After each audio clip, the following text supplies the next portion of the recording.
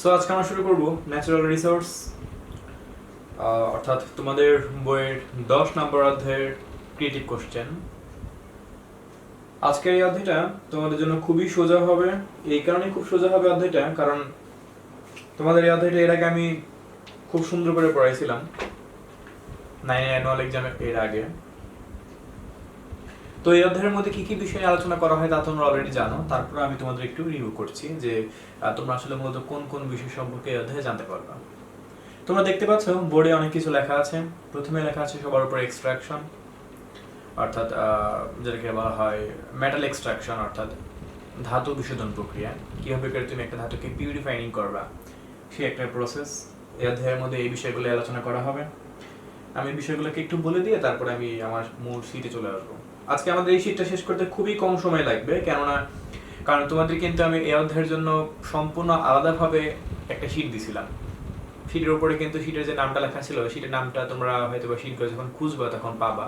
শীটের নামটা লেখা আছে মেটাল এক্সট্রাকশন, অর্থাৎ ধাতু নিষ্কাশন। এই নামে একটা শীট আছে। এই অধ্যায়ের জন্য আলাদা করে আমি একটা শীট তোমাদের দিয়ে রাখছি।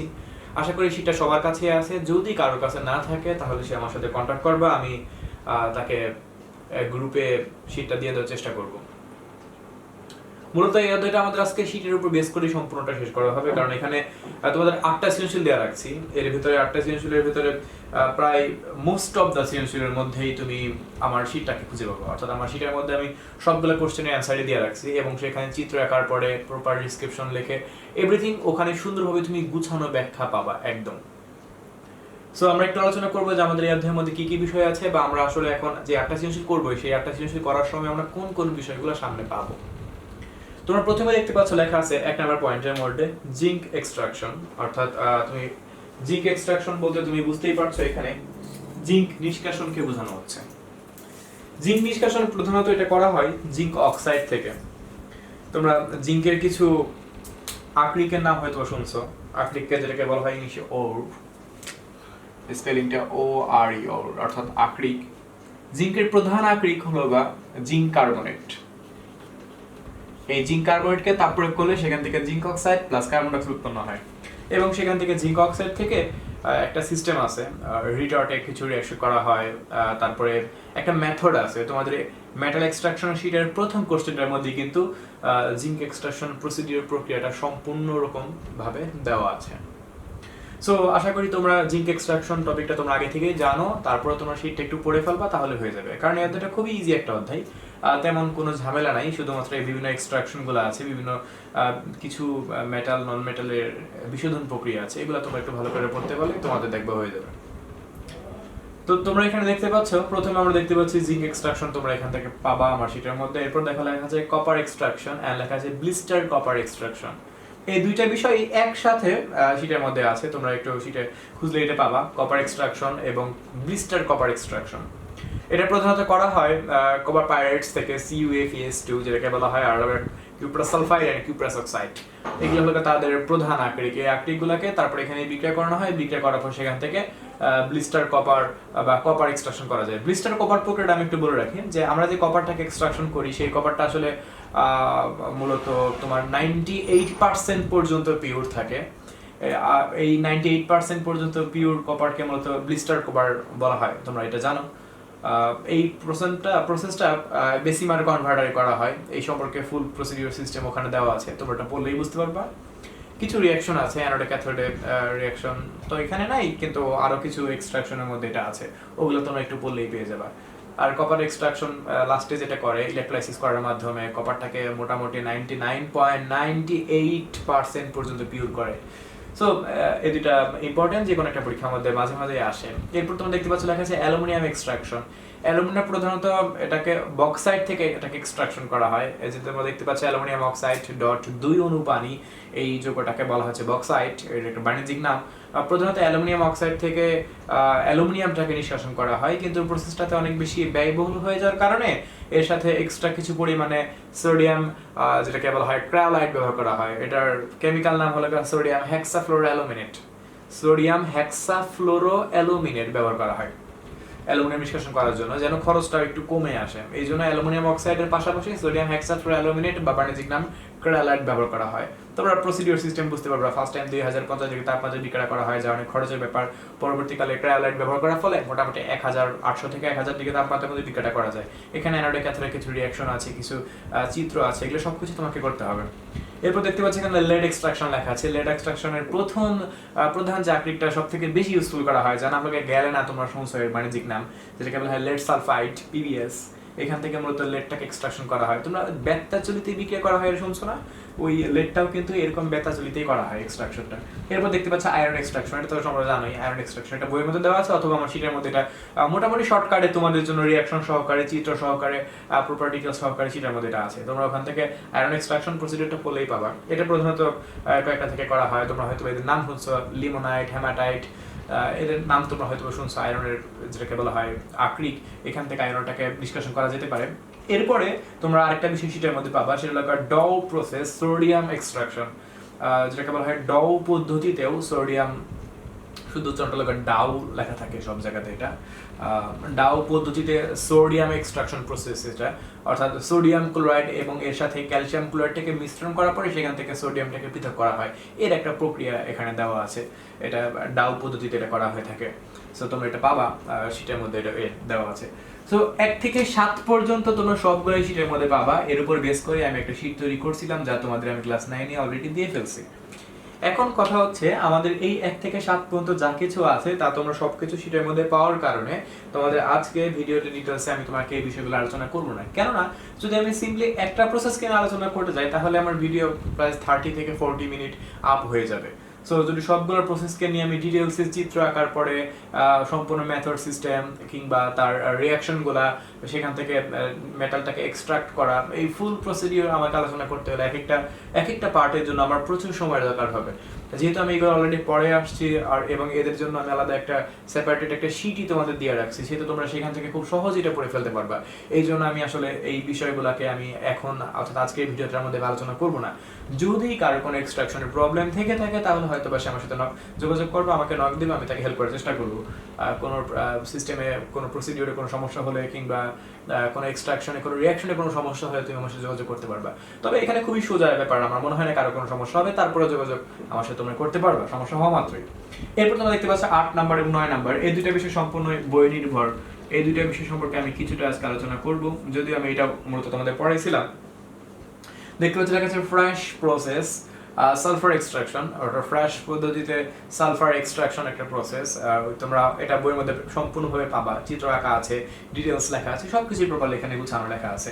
ফ্রেশ পদ্ধতি কিভাবে সালফারটাকে ওই মাটি থেকে উত্তোলন করা হয়, তোমরা এটা পড়ছো, এটা খুবই সোজা ছিল ব্যাপারটা। এরপর দেখতে পাচ্ছ এখানে contact process sulphuric acid extraction, অর্থাৎ যেটাকে বাংলায় বলা হয় স্পর্শ পদ্ধতিতে সালফিউরিক অ্যাসিড এক্সট্রাকশন প্রক্রিয়া।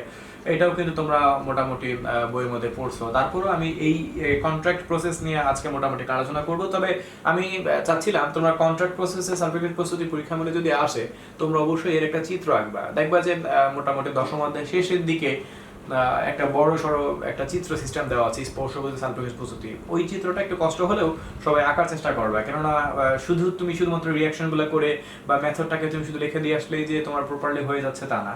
আমার মতে যদি সুযোগ থাকে এবং সম্ভব হয় তাহলে অবশ্যই কন্ট্রাক্ট প্রসেসে সালফিউরিক প্রস্তুতি যখন করবা খাতার মধ্যে, তখন অবশ্যই এর ফুল প্রসেসের মোটামুটি যে ধাপগুলো আছে এগুলোর চিত্রটা আঁকার চেষ্টা করবা।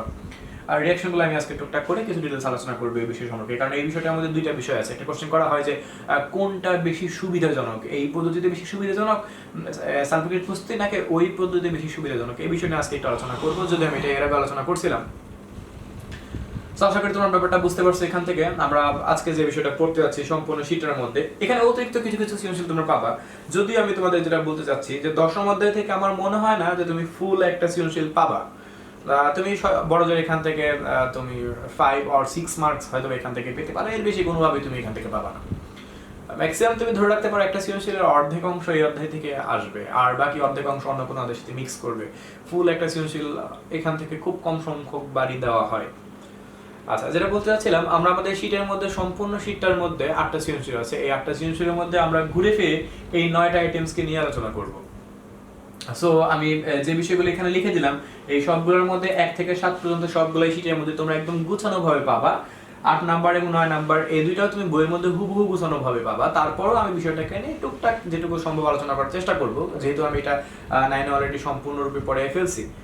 আচ্ছা, যাই হোক আর কি, এখন কথা হচ্ছে এখানে যে যখন আমি এই টপিকগুলোতে আসবো, ফর এক্সাম্পল আয়রন এক্সট্রাকশন অথবা অ্যালুমিনিয়াম এক্সট্রাকশন অথবা ব্লিস্টার কপার এক্সট্রাকশন অথবা জিঙ্ক এক্সট্রাকশন, যখন এই টপিকগুলোতে আমি সৃজনশীলের মধ্যে আসবো, তখন তোমাদের আমি রেফারেন্স দিয়ে দিব যে তোমরা আমার শীটের এই জায়গাটা থেকে জিঙ্ক এক্সট্রাকশন কিংবা আয়রন এক্সট্রাকশন কিংবা তোমার কি বলে এটাকে লেড এক্সট্রাকশন টপিকটা তোমরা শীট থেকে দেখে গুছিয়ে ভালো করে খাতা মধ্যে লিখে ফেলবা, তাহলেই তোমাদের ফুল হয়ে যাবে। সো আমি এই বিষয়গুলো কিন্তু আমি আবারও বলছি, যেহেতু এই বিষয়গুলো তোমাদের অলরেডি পড়ানো হয়েছে এবং শীটের মধ্যে ঘোষণা দেওয়া আছে, এই জন্য আমি এই যে মেথডটি যেগুলো দেখতে পাচ্ছ তোমরা এগুলা, এই মেথডগুলো কিন্তু আমি আজকে আলোচনা করছি না। যদি কারো কোনো সমস্যা হয় অবশ্যই আমাদের যোগাযোগ করার চেষ্টা করবে। সো আমি এখন আমাদের ফার্স্ট সৃজনশীলের মধ্যে চলে যাবো।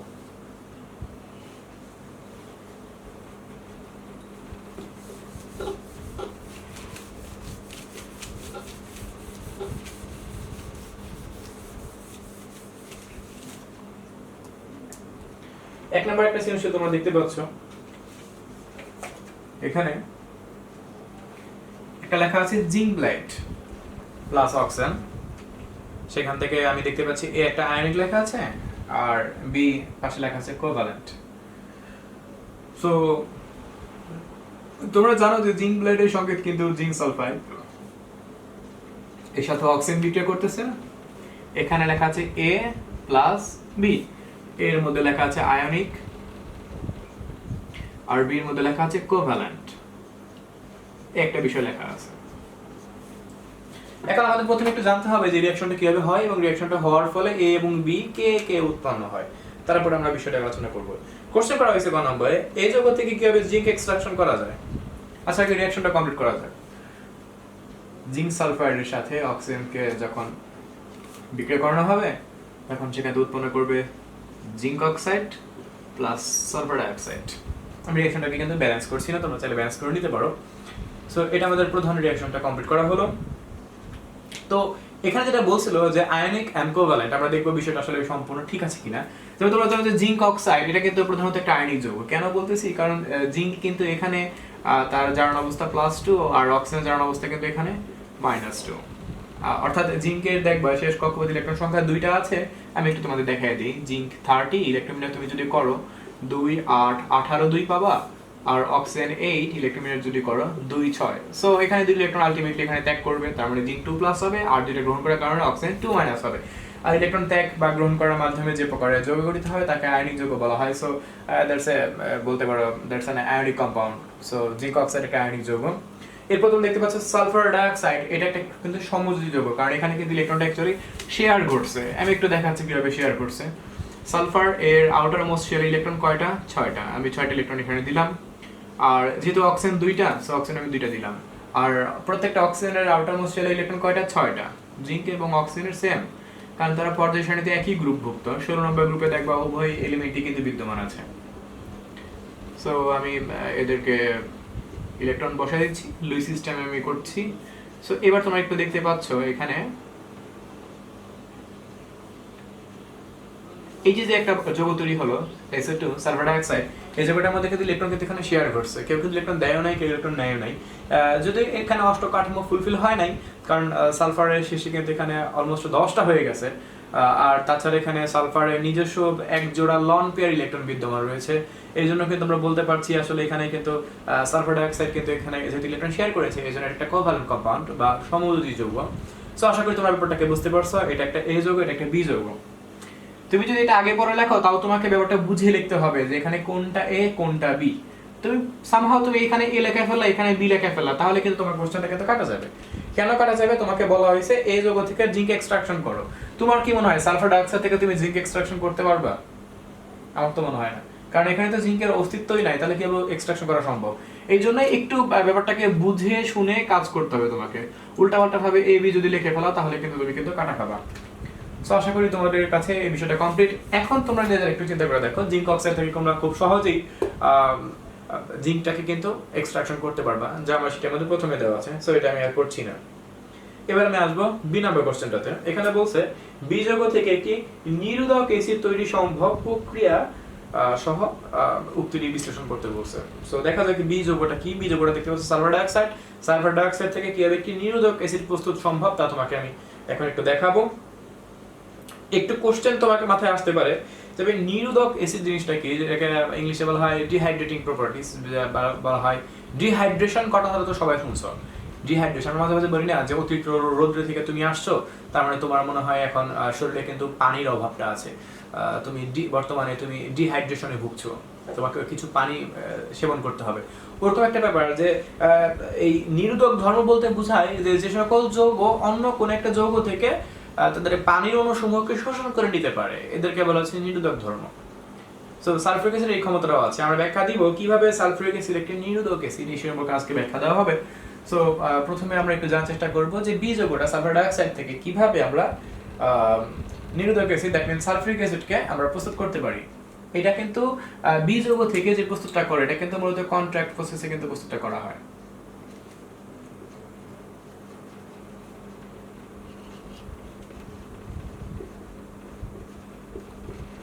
Preparation sulphuric acid. So first of all যে কাজটা করা হয়, এটার সাথে অক্সিজেনকে বিক্রিয়া করানো হয়, অর্থাৎ যেটাকে বলা হয় জারণ করা হয়। এই অ্যাকশনটা করার জন্য প্রভাবক হিসেবে প্ল্যাটিনাম অথবা ভ্যানাডিয়াম পেন্টঅক্সাইড ইউজ করা হয়। এই অ্যাকশনটা তোমাদের কাছে কমন, আমরা এর আগে দেখাইছিলাম। অলমোস্ট এখানে 1.2 অ্যাটমসফিয়ার, বা যেটাকে এক্স্যাক্টলি মানে 1.7 অ্যাটমসফিয়ার প্রেসার প্রয়োগ করা হয়। আর তাছাড়া 450 থেকে 550 অর 400 টু 500 ডিগ্রি সেলসিয়াস তাপমাত্রা ব্যবহার করা হয় এখানে। তারপর সেখান থেকে সালফার ট্রাইঅক্সাইড উৎপন্ন করা হয়। এন্ড ফাইনালি সালফার ট্রাইঅক্সাইডের সাথে যখন পানি অ্যাড করা হয়, তখন সেখান থেকে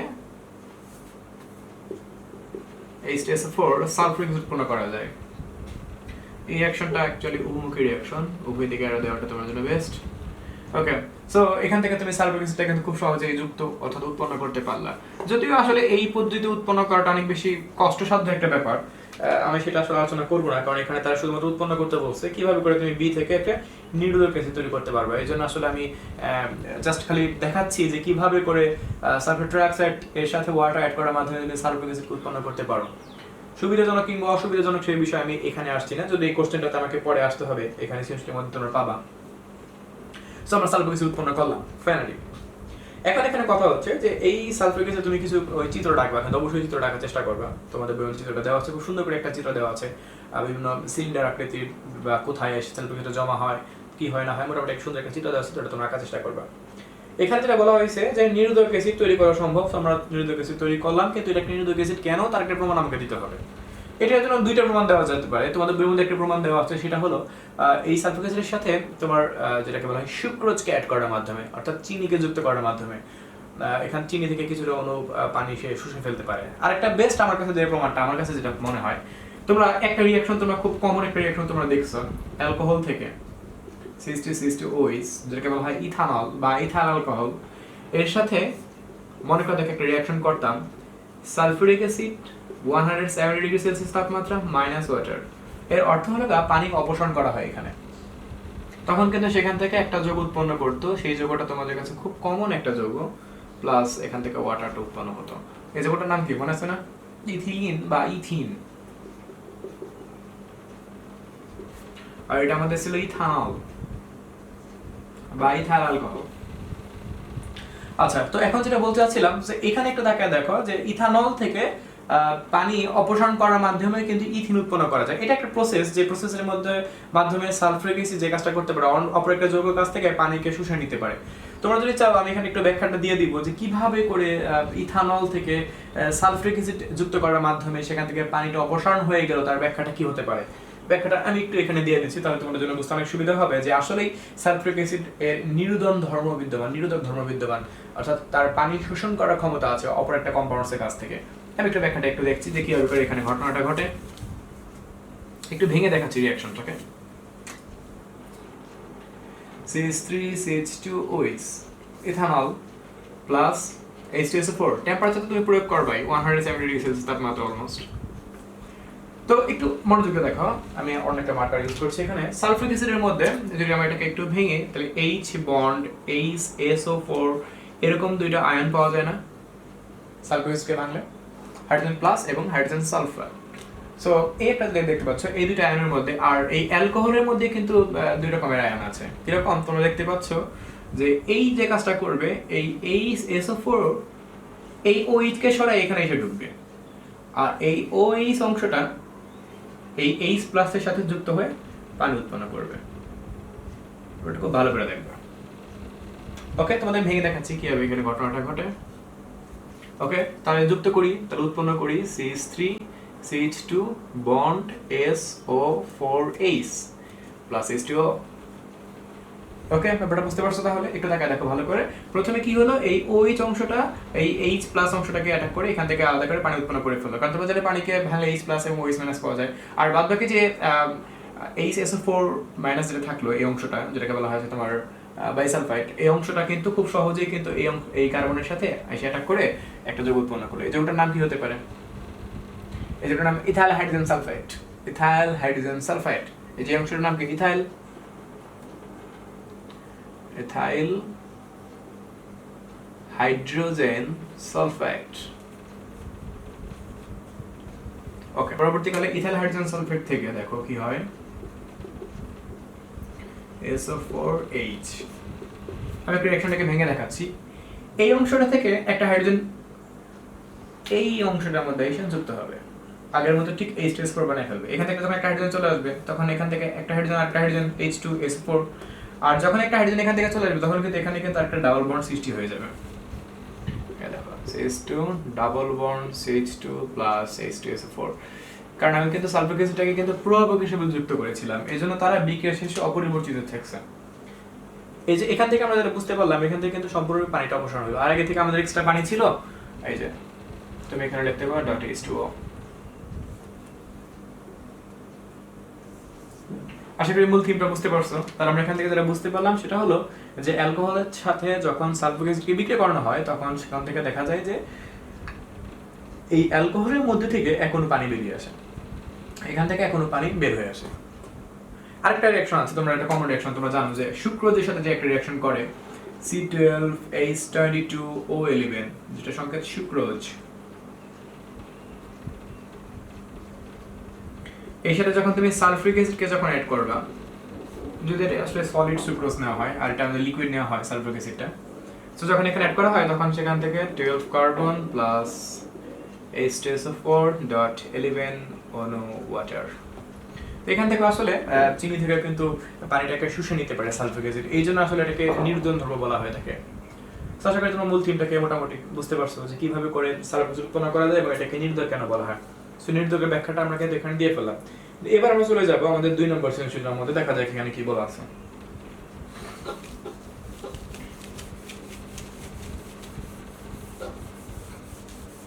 এটা 10 নম্বর অধ্যায়, তো এর জন্য জৈবযৌগের অনেক কিছু চলে আসছে, অর্থাৎ 11 নম্বর অধ্যায়ে অনেক কিছু চলে আসছে। 2 নম্বর কোশ্চেন দেখতে পাচ্ছি, উদ্দীপকের কোন যৌগ ব্যবহার করে ইথানল থেকে ইথিলিন প্রস্তুত করা সম্ভব ব্যাখ্যা করো। উদ্দীপকের কোন যৌগ ব্যবহার করে? উদ্দীপকে তো বহু কিছু আছে, একদম সিম্পলি চিন্তা করে দেখো, ইথানল থেকে ইথিলিন মানে ইথিন এটা উৎপন্ন করার জন্য কাকে ব্যবহার করা হয়? সালফিক অ্যাসিডকে। আর উদ্দীপকটা একটু ভালো করে তাকায় দেখো, এখানে কিন্তু সালফিক অ্যাসিড আছে, তুমি দেখতে পাচ্ছ 2 এর 3 নং যে বিক্রিয়াটা আছে এখানে কিন্তু সালফিক অ্যাসিড আছে। তার মানে তুমি এখানে ব্যাখ্যাটা দিবা উদ্দীপকের সালফ থেকে সালফিক অ্যাসিডটাকে ব্যবহার করার মাধ্যমে ইথানল থেকে ইথিলিন তৈরি করা যায়, যা অলরেডি একটু আগে তোমাকে দেখাইলাম। মানে 1 এর ঘ নাম্বারের সাথে 2 এর ঘ নাম্বারটা অনেকটা কানেক্টেড একটা টপিক। সো ইথানল যেটা একটু আগে বললাম CH2CH2OH, এসে যখন সালফিক অ্যাসিডকে যখন যুক্ত করা হয় H2SO4, তুমি টেম্পারেচার সহকারে তাকাটা উল্লেখ করে দিবা 170 ডিগ্রি সেলসিয়াস তাপমাত্রা, তখন সেখান থেকে সরাসরি তুমি লিখে দিবা ইথিলিন উৎপন্ন করা যায় প্লাস H2SO4 প্লাস ওয়াটার। বুঝতে পারছো? যদি আমি এখানে সালফিক অ্যাসিডটাকে প্রভাবক হিসেবে ব্যবহার করছি, এই জন্য বিক্রিয়ার আগে এবং বিক্রিয়ার পরে অপরিবর্তিত আছে। তুমি চাইলে সালফিক অ্যাসিডটাকে উপরে রেখে দিতে পারো, নিচে রেখে দিতে পারো, যেখানে খুশি, কোনো সমস্যা নেই। আবার তাহলে তুমি তখন কিন্তু আর এটা লিখতে পারবে না। অর্থাৎ তুমি যদি বিষয়টাকে অর্গানিক কেমিস্ট্রি সিস্টেমে লেখো, সব তো একই, এভাবে করে যদি লেখো H2SO4 water minus water 170 degree তাপমাত্রা, মাইনাস ওয়াটার মানে হলো পানি অপসারণ করতেছে, এটা না লিখলেও হয়, কারণ ওয়াটার তুমি এখানে যুক্ত করে দিলেই হয়ে গেল, প্লাস H2O। সো এটা আমাদের কিন্তু কি ছিল, ইথানল থেকে আমরা সালফিক অ্যাসিড ব্যবহার করার মাধ্যমে সেখানে উৎপন্ন করতে পারলাম ইথিলিন বা যেটাকে আরেক নামে ডাকা হয় ইথিন। এটাই আসলে মূল একটু পেঁয়াজ ছিল, তবে কোশ্চেনটা খুব সোজা। তোমরা চাইলে এখানে বিক্রিয়াটা ব্যাখ্যা করে দেখাইতে পারো, যেভাবে করে আমি একটু দেখাইলাম, একদম ভেঙে দেখাতে পারো। এই অণুটা সেখানে যায়, এটা অমুক চার্জকে অ্যাট্রাকশন করার মাধ্যমে এটা থেকে যায়, এটা চলে যায়, এটা ডিটেইলস তুমি লিখে দিতে পারো। সো এটা কমপ্লিট। ঘ নাম্বার এখানে বলছে উদ্দীপকের ওয়াই যৌগের প্রস্তুতিতে সমীকরণ 2 অপেক্ষা সমীকরণ 3 অধিকতর সুবিধাজনক। সেই কোশ্চেনটা এবার পেয়ে গেছি, যে কোশ্চেন সম্পর্কে প্রথমে বলছিলাম ব্যাখ্যা দেওয়া দরকার। সো আশা করি কোশ্চেনটা খুবই সোজা, এটাও একদম ইজি একটা ব্যাপার। কন্ট্যাক্ট প্রসেস সারফেস প্রস্তুতি সিস্টেমটা অনেক সময় এটা আবার লাল সাথে নিচে আলোকের ব্যাখ্যা করতে বলে, আমি সেটাও এখানে একটু ব্যাখ্যা দিয়ে দিব, যেন নেক্সটে কোনো কোশ্চেন আসলে তোমরা পারো। আগে রিঅ্যাকশনগুলো আমি কমপ্লিট করছি। 2 এর বি এর 1 নাম্বারটা ফার্স্ট দেখতে পাচ্ছি সালফার প্লাস অক্সিজেন রিঅ্যাকশন করার পর সালফার ডাইঅক্সাইড। এরপর দেখতে পাচ্ছি ওই লাইনের মধ্যে লেখা আছে সালফার ডাইঅক্সাইড এর সাথে अगेन ওয়াটার অ্যাড করছে। এখানে লেখা আছে উদ্দীপকে আমি সেটা লিখতেছি হিট, আর ক্যাটালাইজড ইউজ করা হয়েছে।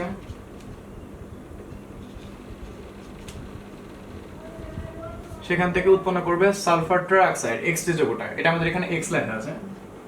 এটা 1 নম্বর বিক্রিয়া গেল। 2 নম্বর বিক্রিয়াটা কি আছে x প্লাস ওয়াটার, এখানে লেখা আছে y।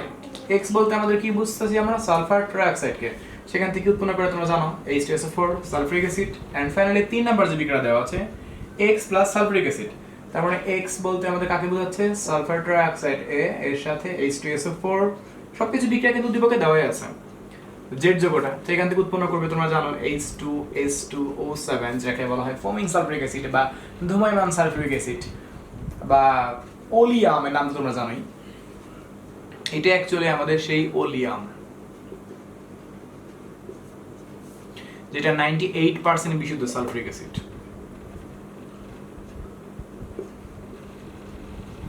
ওকে, তো এরপরে কি আছে আর, জেড এর সাথে अगेन ওয়াটার যুক্ত করতেছে। আমি এটা আবার লিখছি এখানে H2S2O7 ওয়াটার, এটা একটা অমুকের রিঅ্যাকশন। তখন সেখান থেকে H2SO4 এখানে 2 লিখলে আবার হয়ে যাবে। আচ্ছা, আমি রিঅ্যাকশনটাকে ব্যালেন্স করলাম না, অ্যারো ব্যবহার করলে ব্যালেন্স না করলে চলবে। সো আশা করি আমরা এই একটা সিস্টেমে সালফিউরিক অ্যাসিড তৈরি করতে তখন পারছিলাম, আর এখন আরেকটা সিস্টেমে সালফিউরিক অ্যাসিডকে আমি তৈরি করতে পারলাম। আচ্ছা, এখন এখানে কোশ্চেন করা হয়েছে, সেটা হলো যে উদ্দীপকে y যৌগ প্রস্তুতিতে, y যৌগ আমি x টাকে একটু লিখে রাখি। x যৌগটা আমাদের ফার্স্টে ছিল সালফার ট্রাইঅক্সাইড, এটা আমাদের x ছিল, তারপরে এটা আমাদের y ছিল, এটা x ছিল, এটা সালফিউরিক অ্যাসিড, দেন ওলিয়াম। ওলিয়াম কে কোনটা দ্বারা প্রকাশ করছেন, z দ্বারা। এটা আমাদের জেড যৌগ ছিল,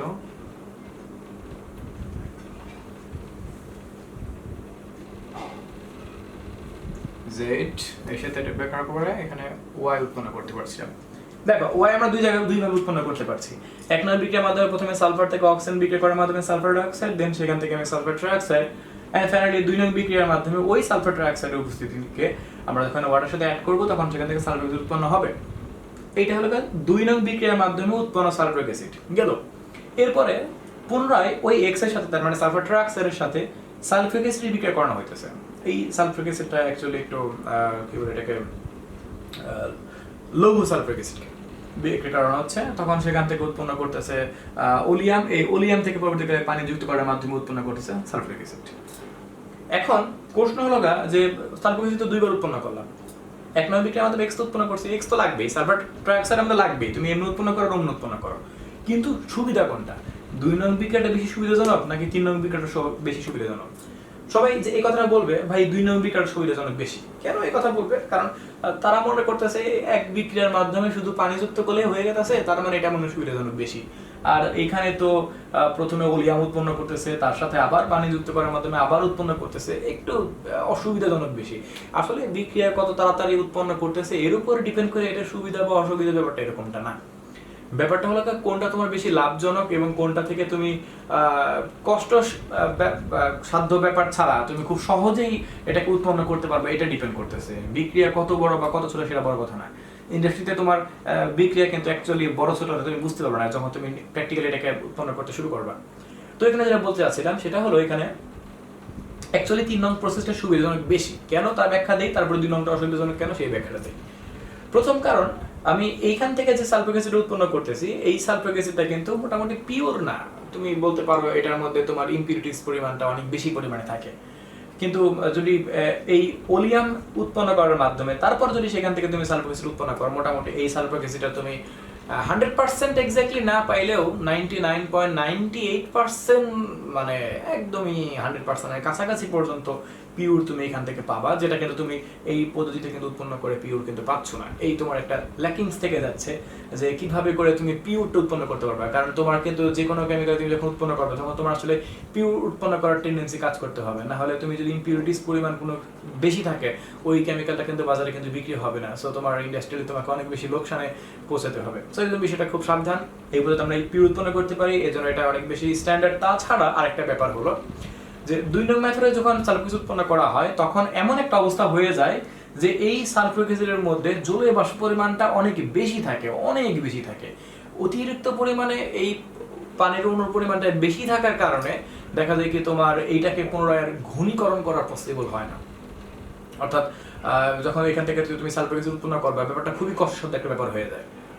সেখান থেকে সালফিউরিক অ্যাসিডটাকে কোনোভাবেই ওখান থেকে পানি অণুটাকে মুক্ত করা যায় না, জলীয় বাষ্পের পরিমাণটা দিয়ে একদম অবস্থা খারাপ হয়ে যায় এই সালফিউরিক অ্যাসিড অণুটার মধ্যে। এই জন্য এই প্রসেসের মধ্যে আসলে 2 নং মেথডের মধ্যে তোমার সালফিউরিক অ্যাসিড উৎপন্ন করাটা কোনোভাবেই বেস্ট না। কিন্তু তুমি যদি 3 নং প্রসেস দেখে খেয়াল করে দেখো তখন এখানে দেখতে পারবা যে ফার্স্ট অফ অল এখানে সালফিউরিক ডাইঅক্সাইডের সাথে যখন আমি তোমার সালফিউরিক অ্যাসিডকে যখন যুক্ত করব তখন সেখান থেকে ওলিয়াম উৎপন্ন করবে। এটাও এক প্রকারের সালফিউরিক অ্যাসিড, ওরই বংশের একটা সদস্য বলতে পারো, কিন্তু এটা আসলে 98% বিশুদ্ধ সালফিউরিক অ্যাসিড, এটাকে বলে ওলিয়াম ফুমিং সালফিউরিক অ্যাসিড, ধোঁয়ায়মান সালফিউরিক অ্যাসিড। এইটা থেকে যখন পানিকের সাথে যখন এটাকে বিক্রিয়া করা হয়, এটা একটা উন্মুখী বিক্রিয়া, যখন এখানে বিক্রিয়াটা করা হয় তখন সেখান থেকে সালফিউরিক অ্যাসিড উৎপন্ন করে। এই সালফিউরিক অ্যাসিডটা কিন্তু আসলে মানে অনেক বেশি পরিমাণ পিওর থাকে। আর তাছাড়া এই সালফিউরিক অ্যাসিড তোমার খুব সহজেই উৎপন্ন হয়, কোনো কষ্টসাধ্য ব্যাপার ছাড়াই। আর এখানে তো তুমি খুব সহজে কিন্তু তুমি এটা উৎপন্ন করতে পারতেছো না। তুমি যেরকম বিক্রিয়া দেখতেছো উৎপন্ন হয়ে গেছে, আসলে বাস্তব এরকমটা উৎপন্ন হয় না, বরং ইন্ডাস্ট্রিতে এই থার্ড প্রসেসটাকে বেশিরভাগ সময় ফলো করা হয়।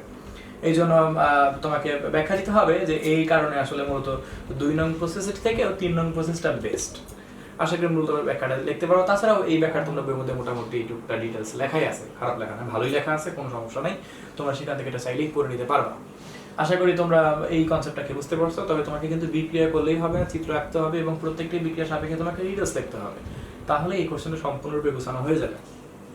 এরপর আমাকে ব্যাখ্যা দিতে হবে 3 নম্বর কোশ্চেনটার মধ্যে, এই যৌগের ধাতুর এক্সট্রাকশন প্রক্রিয়া চিত্র সহ বর্ণনা দাও। দেখা যাক এই যৌগটাকে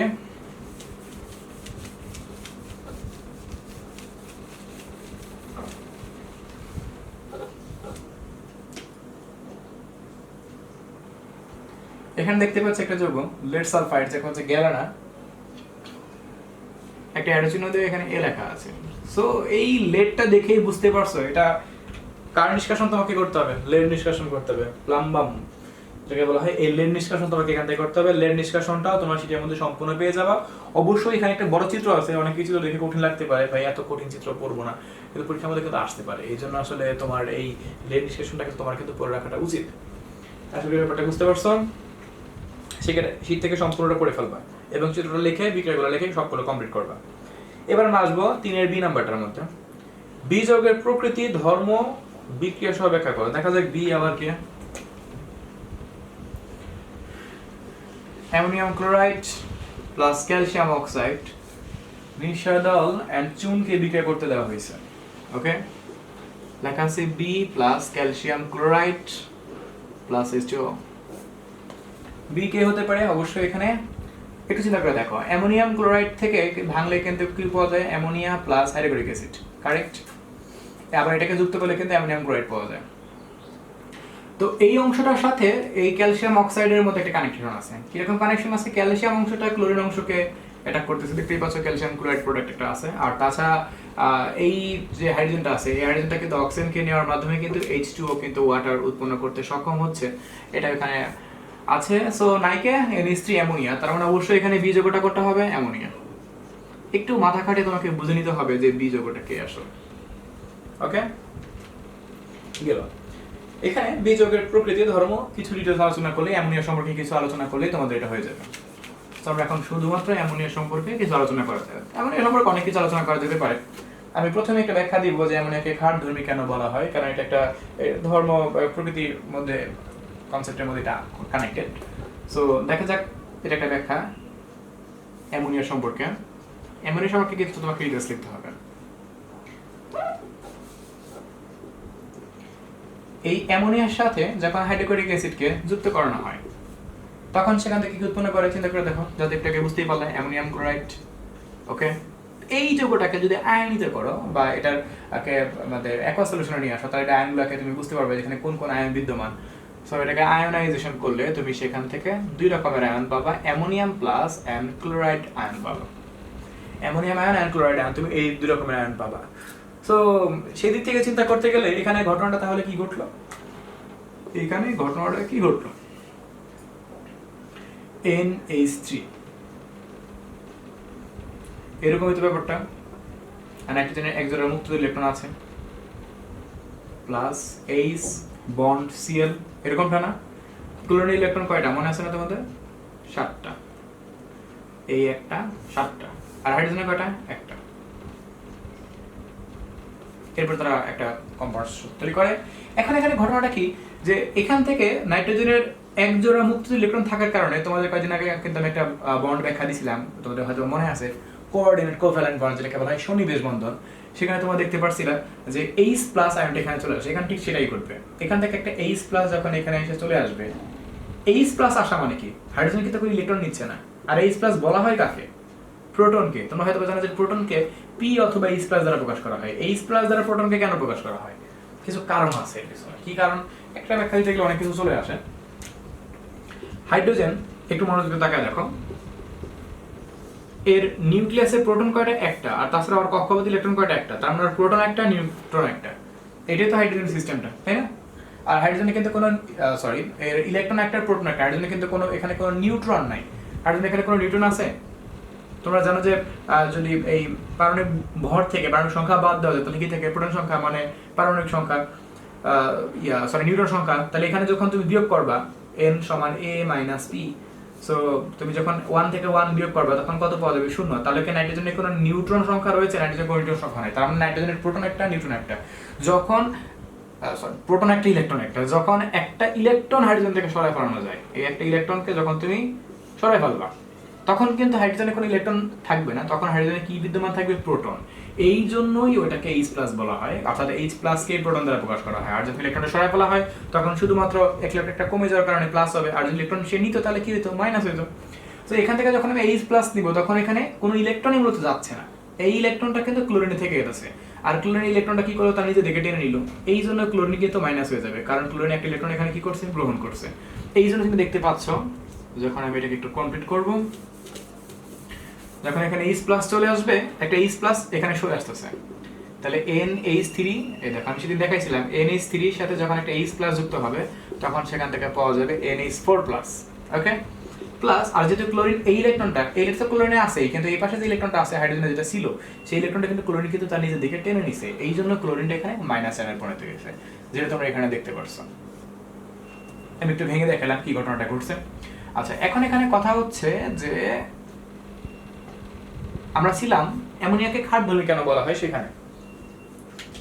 এর কারণ হলো যে অ্যাসিড এবং ক্ষারের কনসেপ্টের মধ্যে অনেকগুলা কনসেপ্ট আছে অ্যাসিড এবং ক্ষার টপিকটাকে নিয়ে।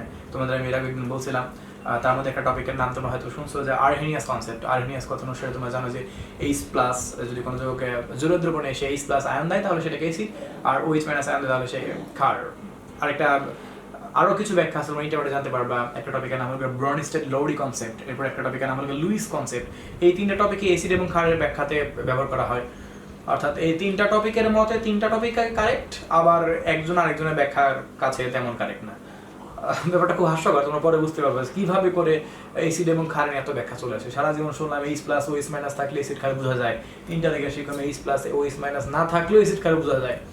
সেখান থেকে আমি তোমাকে একটা ছোট্ট একটা ব্যাখ্যা দিব যে তুমি এখানে দেখতে পাচ্ছ যে এখানে অ্যামোনিয়াটা NH3টা কি করতেছে? একটা প্রোটন কিন্তু সে গ্রহণ করতেছে, আর HCl এই জায়গাটা কি করতেছে? প্রোটন ত্যাগ করতেছে। বলা হয়ে থাকে যে প্রোটন ত্যাগ করে, ডোনেট করে, সে অ্যাসিড। সেম যে প্রোটন অ্যাকসেপ্ট করে অর্থাৎ গ্রহণ করে সে বেস। তো এখানে HCl কি করছে, এখানে প্রোটন কি করছে, ত্যাগ করছে, তার মানে এই অনুসারে হাইড্রোক্লোরিক অ্যাসিড একটা অ্যাসিড। ওকে, আর NH3 অ্যামোনিয়া সে কি করছে, একটা প্রোটন কি করছে, গ্রহণ করছে, আর যে প্রোটন গ্রহণ করে সে হলো ক্ষার। এটাকে বলা হয় প্রোটনীয় মতবাদ, প্রোটনিক কনসেপ্ট। এই অনুসারে অ্যাসিড এবং ক্ষার নির্ণয় করছিল বিজ্ঞানী ব্রনস্টেড অ্যান্ড লোরি দুইজন মিলে গবেষণা করার মাধ্যমে তার প্রোটনিক কনসেপ্টকে ব্যাখ্যা দিয়েছিল অ্যাসিড এবং ক্ষার নির্ণয় করার জন্য। সো ওই অনুসারে বলা যেতে পারে যে অ্যামোনিয়া ক্ষারধর্মী। তাছাড়াও আরেকটা ব্যাখ্যা, যদি এটার সাথে সিমিলার টপিকটা, সেটা অ্যামোনিয়ার সাথে যখন ওয়াটারকে অ্যাড করা হয়, ওয়াটারের মধ্যে তুমি H এবং OH নামক দুইটা আয়ন পাবা। এটা তোমরা জানো, এখানে আসলে সেম ঘটনাটাই ঘটে। এই H+ এখানে চলে যাবে, তাহলে উৎপন্ন যৌগটা কি হবে, ammonium plus OH minus. Same একই রকম ব্যাখ্যা এখানেও আসলে বলা যেতে পারে যে অ্যামোনিয়া যেহেতু ওয়াটার সাথে যুক্ত হওয়ার মাধ্যমে NH4 তৈরি করেছে, অর্থাৎ প্রোটন সে কি করলো, এখানে গ্রহণ করলো, এই জন্য অ্যামোনিয়া ক্ষার। আর ওপর থেকে পানি এখানে কি করলো, সে এটা ত্যাগ করে ফেলছে, আর অপর দিকে সে গ্রহণ করে ফেলছে। সেই অনুসারে কিন্তু পানিকে তুমি এখানে অ্যাসিড বলতে পারো, যদিও পানি আসলে অ্যাসিড না, কিন্তু এর পরিপ্রেক্ষিতে পানিকে অ্যাসিড বলা যায়। বিষয়টা তোমাদের মাথার উপর দিয়ে যেতে পারে যে কি বলে ফেলতেছেন, পানিকে অ্যাসিড বলতেছেন। যাই হোক আর কি, আশা করি ইন্টারে গিয়ে তোমাদের একটা বিষয় দেখাবো, এটা দেখলে খুব খারাপ লাগবে।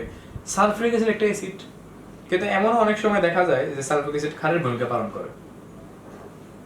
কথার মাত্র বুঝতে যেতে পারে। যাই হোক, আমি তোমার এত পেঁচাবো না এখন শুধুমাত্র তোমাকে এটাই একটু ব্যাখ্যাটা দিলাম যে অ্যামোনিয়া একটা ধর্ম, এটা একটা ক্ষার ধর্ম। কেন? কারণ সে প্রোটন মূলত সে গ্রহণ করে, এই জন্য আসলে অ্যামোনিয়াকে ক্ষার বলতে পারি। এছাড়া আরো কিছু ব্যাখ্যা তোমাকে দিতে হবে, সেটা হলো যে তুমি কিছু প্রকৃতি বলতে এর বন্ড ফর্মেশন সম্পর্কে তুমি একটু আলোচনা করতে পারো। তুমি দেখতে পাচ্ছ, তুমি এখানে ব্যাখ্যা দিবা যে আমরা দেখতে পাচ্ছি নাইট্রোজেন কি করতেছে, 3 ইলেকট্রন, নাইট্রোজেন লাস্ট ইলেকট্রন কয়টা, 5টা। এভাবে করে ব্যাখ্যা দিবে 1 2 3 4 5। যখন এর সাথে NH3 যখন তৈরি হবে, তখন এখান থেকে 3টা হাইড্রোজেন যখন যুক্ত হবে, তখন কিন্তু সেখানে নাইট্রোজেন অষ্টক কাঠামো পূর্ণ করবে, আর হাইড্রোজেন 2 নম্বর মেনে চলবে। অর্থাৎ যৌগটা তৈরি করা একটা কোভ্যালেন্ট কম্পাউন্ড, এটা একটা সমযোজী যৌগ। এই বিষয়গুলো একটা ব্যাখ্যা দিবা। সো এখানে দুইটা টপিক সম্পর্কে তুমি কোশ্চেন দেখে আলোচনা করবা। একটা টপিক হলো তোমার অ্যামোনিয়ার এর যে যৌগটা, এটা কোন ধরনের যৌগ, আয়নিক যৌগ নাকি কোভ্যালেন্ট যৌগ নাকি অন্য কোনো বৈশিষ্ট্য এর ভিতরে আছে, সেই সম্পর্কে একটু ব্যাখ্যা দিয়ে নিবা। এরপরে এটাকে তুমি অ্যাসিড বা ক্ষারই যেটা হবে, এইটা কেন হয় তা একটু বিক্রিয়া সহকারে ব্যাখ্যাটা করবে। যেহেতু আমি এখানে চাইছি কোশ্চেনটাতে বিক্রিয়া সহ ব্যাখ্যা করো, এই জন্য তোমাকে এই পর্যন্ত কাজ করতে হবে। আশা করি ব্যাপারটা বুঝতে পারছো।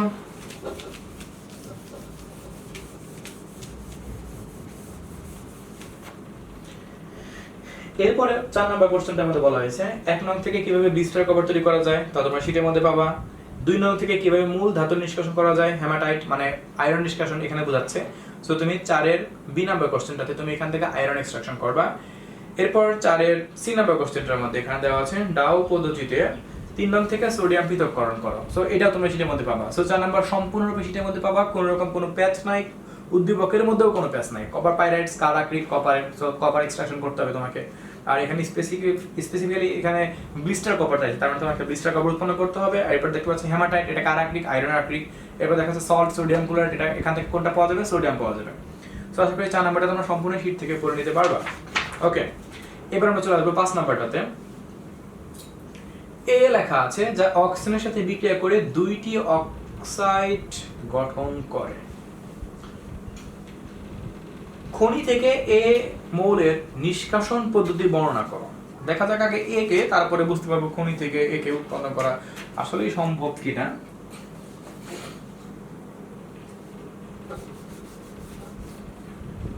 পাঁচ নাম্বার এর মধ্যে এখানে লেখা আছে ডট ডট চিহ্ন দিয়ে 3p4। তার মানে তোমাকে জানতে হবে পিছনের যে 1s এর আগ পর্যন্ত যারা আছে সবগুলোকে তোমাকে লিখতে হবে। সো আমি একটু লিখতেছি 1s2 2s2 2p6 3s2 3p কত 4, কারণ 4 এর পর যাওয়া যাবে না, কারণ 3p4 দেওয়া আছে। এখন চিন্তা করে দেখো মূলটা কোনটা, কত আছে এখানে 10 এবং 6 কত 16 পার সালফারের। তো আশা করি তোমাকে বুঝতেই পারছো যে তোমাকে খনি থেকে সালফার মৌলের নিষ্কাশন পদ্ধতি চাইছে। তুমি এখান থেকে ফ্রেশ পদ্ধতিতে সালফার নিষ্কাশন পদ্ধতিটা সম্পূর্ণটা লিখে ফেলবা। ওই চিত্রটা আঁকার পরে ওই যে বিভিন্ন রকমের 3টা পাইপ আছে, তোমরা এগুলো পড়ছো, তোমরা জানো। একটা পাইপ দিয়ে ফার্স্টে গরম পানি দেওয়া হয়, তারপর আরেকটা পাইপ দিয়ে চাপ সহ বায়ু প্রয়োগ করা হয়, তারপর আরেকটা পাইপ দিয়ে বিভিন্ন পদার্থ গলিত বিভিন্ন পদার্থ মাটি থেকে কিন্তু বের হয়ে আসে, তারপর সেখান থেকে মোটামুটি পরিষ্কার করার মাধ্যমে সালফার আলাদা করা যায়। কিছু টেম্পারেচার প্রয়োগ করা হয়, কিছু কাহিনী লেখা আছে, ডিটেইলসগুলো তোমরা লিখে নিতে পারবা। ঘ নাম্বার বলছে উল্লেখিত অক্সাইডের মধ্যে একটি সুস্থিত বিজারক এবং অ্যাসিড বৃষ্টির জন্য দায়ী। কোশ্চেনটার মধ্যে অনেক কিছু চলে আসছে, কিরকম একটা ব্যাখ্যা। উদ্দীপকে যে অক্সাইডটা দেওয়া আছে, যে সালফারটা পাচ্ছি, সেটা অক্সিজেনের সাথে বিক্রিয়া করে দুইটি অক্সাইড তৈরি করে। তো প্রধানত সালফারের সাথে যদি অক্সিজেনকে বিক্রিয়া করানো হয় তখন সেখান থেকে সালফার ডাইঅক্সাইড পাওয়া যায়। দুইটি অক্সাইড তৈরি করে বলতে এখানে সালফার ডাইঅক্সাইডের সাথে এগেন অক্সিজেনের বিক্রিয়াকেই তারা বোঝানো যাচ্ছে। সেখানে উৎপন্ন করে সালফার ট্রাইঅক্সাইড, এই একটা। এখানে কোশ্চেন করা হয়েছে যে এদের মধ্যে কোনটি সুস্থিত। সুস্থিত বলতে দেখি বিষয়টা আসলে কি বোঝায়। সালফার ডাইঅক্সাইড কেন যদি চিন্তা করি, তাহলে এখানে সালফারের জারণ সংখ্যা কত দেখাচ্ছি, x ধরলাম, তার মানে x প্লাস অক্সিজেনের কত অলওয়েজ -2, তার মানে -2, অক্সিজেন আছে কয়টা, দুইটা, × 2 = 0, তার মানে x এর মান -4 = 0, তার মানে x এর মান কত পাওয়া যাবে, +4, তার মানে এখানে সালফারের জারণ সংখ্যা কত, +4। হবে টাকা দেখো, তাহলে একটা অক্সিজেনের জারণ সংখ্যা কত, চিন্তা করে দেখো, একটা অক্সিজেনের জারণ সংখ্যা কত, একটা অক্সিজেনের জারণ সংখ্যা -2, তার মানে দুইটা অক্সিজেনের জারণ সংখ্যা কত, 2 × -4। এই জন্য এদের ফলাফল কত আসবে, ইকুয়াল টু, অর্থাৎ চার্জের ফলাফল কত আসবে, 0। এই SO2 এর উপরে চার্জ আমি কত দিছি, এখানে 0, কিন্তু কোনো চার্জ লেখা নাই। SO3 এর দিকে বিষয়টাকে একটু চিন্তা করে দেখো, এখানে সালফারের জারণ সংখ্যা কত, এখানে x ধরলাম, তাহলে এখানে x 3 × -6, তার মানে ওই পাশে যদি চলে যায়, তারপরে x এর মানে এখানে কত পাওয়া যাবে, +6 পাওয়া যাবে। এখানে সালফারের জারণ সংখ্যা কত, +6, আর অক্সিজেন এখানে কত, -2, 3 × কত, -6, এই জন্য এটা চার্জ কত, 0। সো এটা হলো SO2, এখানে সালফারের জারণ সংখ্যা এবং অক্সিজেনের SO2 এর মধ্যে যখন তুমি ক্যালকুলেশন করবে তখন তুমি এখানে ইকুয়াল পাবা। আবার যখন SO3 এর মধ্যে যখন করা হবে তখন কিন্তু এখানে সালফারের +6 এবং অক্সিজেনের যদি -2 করে হিসাব করা হয়, তিনটা অক্সিজেনের এখানে -6 চলে আসবে, এখানে ইকুয়াল পাবা। তাহলে এখানে যদি বন্ড ফর্মেশন তুমি যদি এখানে করো, বন্ড ফর্মেশন বলতে এদের লুইস স্ট্রাকচার যদি এটাকে ভেঙে দেখাও, তাহলে বিষয়টাকে একটু বুঝতে পারবে কিরকমটা হয়। সালফার এর সাথে দুইটা অক্সিজেন এইভাবে যুক্ত হচ্ছে, এক জোড়া ইলেকট্রন থেকে যাচ্ছে, কিন্তু SO3 এর মধ্যে এরকম ভাবে তিনটা অক্সিজেন যুক্ত হবে। এখানে কিন্তু সমস্ত ইলেকট্রন, অক্সিজেনের ক্ষেত্রে মুক্ত ইলেকট্রন বিভিন্ন থেকে যাবে, যেমন প্রত্যেকটা অক্সিজেনের 2 জোড়া করে ইলেকট্রন মুক্ত থেকে যাবে, প্রত্যেকটাতেই 2 জোড়া করে ইলেকট্রন মুক্ত থেকে যাবে। আচ্ছা, এই হলো তোমার SO2 এবং SO3 একটা কনসেপ্ট। সো এখানে বলছে এই দুইটির মধ্যে উল্লেখিত অক্সাইডের মধ্যে একটি সুস্থিত বলতে এখানে সালফার ডাইঅক্সাইডকে তোমাকে সুস্থিত বলতে হবে। কেন এখানে সালফার ডাইঅক্সাইডকে সুস্থিত বলতেছো, কারণ এখানে সালফারে কিন্তু মুক্ত ইলেকট্রন কিন্তু থেকে যাচ্ছে, কিন্তু এখানে কিন্তু সালফারের কোনো মুক্ত ইলেকট্রন নেই। আর তাছাড়া এই যে যৌগটা তৈরি করা হয়, এই যৌগটা থেকে কিন্তু খুব সহজেই তুমি করতে পারো, এর একটা বিচারক ধর্ম আছে। তোমাদের কিন্তু আমি ব্যাখ্যা দিছিলাম যে SO2 সালফার ডাইঅক্সাইডের কিন্তু বিচারণ ধর্ম আছে, কিন্তু SO3 টা কিন্তু সেভাবে হয় না। এই জন্য আসলে তুমি SO2 এর পক্ষে তুমি এখানে যুক্তি দিবা। SO2 এর বিচারণ ধর্ম আছে, সেই সম্পর্কে তোমাদের একটু মনে করে দেখো, লাস্ট ক্লাসের অর্থাৎ অ্যাসিড এন্ড বেস অধ্যায়ের 3 নাম্বার যে সৃজনশীলটা ছিল, এই 3 নাম্বার সৃজনশীলের মধ্যে কিন্তু আমি গ নাম্বারের মধ্যে এই সালফার ডাইঅক্সাইডের যে একটা বিচারক ধর্ম রয়েছে তার কিন্তু একটা পরিপূর্ণ ব্যাখ্যা দিয়েছিলাম, একটা ওই রিডক্স টাইপের একটা রিঅ্যাকশন করার মাধ্যমে। সো এইটার বিচারক ধর্মটা তোমরা অ্যাসিড বেজের 3 এর গ নাম্বারটা সম্পূর্ণ ফলো করবে এখান থেকে। পারবা তাহলে এটা করতে? আবারও বলতেছি, এটাকে বিচারক ধর্ম বলা হচ্ছে, তার কারণ কি তোমাকে বিক্রিয়া করে ব্যাখ্যা করতে হবে। সেই বিক্রিয়া করে ব্যাখ্যাটা আমি লাস্ট ক্লাসে দিয়েছিলাম অ্যাসিড এবং বেজ অধ্যায়ের মধ্যে, তুমি সেখান থেকে এটা সম্পূর্ণটা এগেইন লিখে ফেলবা এই কোশ্চেনের সাথে। তাহলে এর বিচারক ধর্মটাও আমাদের হয়ে গেল। এছাড়া কি আছে? এছাড়া আছে অ্যাসিড বৃষ্টির জন্য দায়ী, সেই সম্পর্কে তুমি ভালো করেই জানো। এর সাথে পানিযুক্ত এই গ্যাসটা যখন পরিবেশে বেড়ে যায়, তখন এর সাথে যখন পানি যুক্ত করে তখন সেখান থেকে সালফিউরাস অ্যাসিড উৎপন্ন করে, এবং যখন অ্যাসিডের পানির সাথে যখন বৃষ্টির পানির সাথে যখন এটা যুক্ত হয় তখন সেখানে সালফিউরাস অ্যাসিড তৈরি করে, যা কিনা অ্যাসিড বৃষ্টির জন্য দায়ী। অর্থাৎ অ্যাসিড বৃষ্টি সম্পর্কে তুমি ফুল টপিকটা এখানে গুছিয়ে লিখে দিবা। আশা করি অ্যাসিড বৃষ্টি জাস্টুকু লিখে আর এই বিক্রিয়ার পরিপ্রেক্ষিতে আলোচনা করা তোমাদের জন্য কোনোভাবেই কঠিন হবে না। সো এবার আমি কোশ্চেনটাকে সম্পূর্ণটাকে আরো একবার গুছিয়ে বলি, এখানে কি কি বিষয় আছে। এখানে বলা হয়েছিল এই একটা যৌগ, একটা মৌল যেটা সালফার, এই সালফার অক্সিজেনের সাথে বিক্রিয়া করে দুইটি অক্সাইড তৈরি করে। এটা ধাপে ধাপে হয়, লাইনটা ডিরেক্টলি লেখা আছে। সালফার সাথে অক্সিজেন যখন বিক্রিয়া করে তখন সেখান থেকে সালফার ডাইঅক্সাইড উৎপন্ন করে, এর সাথে পুনরায় অক্সিজেন বিক্রিয়া করে সালফার ট্রাইঅক্সাইড উৎপন্ন করে। এই হলো দুইটা অক্সাইড, সালফার ডাই এবং সালফার ট্রাই। এই দুটো অক্সাইডের মধ্যে কোনটা সুস্থিত তারপরে পক্ষে ব্যাখ্যা দিতে হবে তোমাকে। সালফার ডাইঅক্সাইড একটা সুস্থিত, কারণ এর বিজারক ধর্ম রয়েছে। তাছাড়া কি বলে এটাকে, সালফার ডাইঅক্সাইডের মধ্যে কিন্তু লন পি ইলেকট্রন তুমি দেখতে পাচ্ছ আছে, কিন্তু সালফার ডাইঅক্সাইডের মধ্যে কিন্তু সালফারে কিন্তু নন পি ইলেকট্রন নাই, এখানে কিন্তু সালফারে আছে, এখানে সালফারে নাই। আর আরেকটা বিষয় হলো যে শুধু বিজারক ধর্ম আছে এই কথা বলেই শেষ করলে হবে না। এই বিজারক ধর্মটা কি, অর্থাৎ বিক্রিয়াটা করে তোমাকে দেখাই দিতে হবে যে এই ক্ষেত্রে এই বিক্রিয়া সাপেক্ষে সালফার ডাইঅক্সাইডের বিজারক ধর্ম অর্থাৎ বিজারক ধর্ম এখানে বিদ্যমান রয়েছে। পুরোপুরি ব্যাখ্যা তোমাকে বিক্রিয়াটা করে ব্যাখ্যা করতে হবে। রেডক্সের টাইপের যে বিক্রিয়াটা 3 এই নাম্বার কোশ্চেনটাতে আছে অ্যাসিড বেস অধ্যায়ের গেল। এরপর তোমাকে ব্যাখ্যা দিতে হবে যে এটা একটা অ্যাসিড বৃষ্টির জন্য, অ্যাসিড বৃষ্টির জন্য দায়ী এই টপিকটা তোমরা গুছিয়ে এই 3-4 লাইন একটু একটা বিক্রিয়া করে দেখে 3-4 ডিটেইলস লিখতে বলে তোমাদের কোশ্চেনটা একদম কমপ্লিট হয়ে যাবে। 6 নম্বরটাতে দেখতে পাচ্ছ এখানে বলছে দ্বিতীয় পাত্রে যৌগ কিভাবে পানিকে বিশুদ্ধ করবে সমীকরণ সহ ব্যাখ্যা করো। দ্বিতীয় পাত্রের মধ্যে প্রথমে লেখা আছে, তারপর লেখা আছে ব্লিচ, তারপরে ব্লিচিং পাউডার। 6 এই নম্বরে ব্লিচিং পাউডার সঙ্গে তোমরা জানো CaOCl, যেটার কেমিক্যাল নাম কি, ক্যালসিয়াম ক্লোরোহাইপোক্লোরাইট।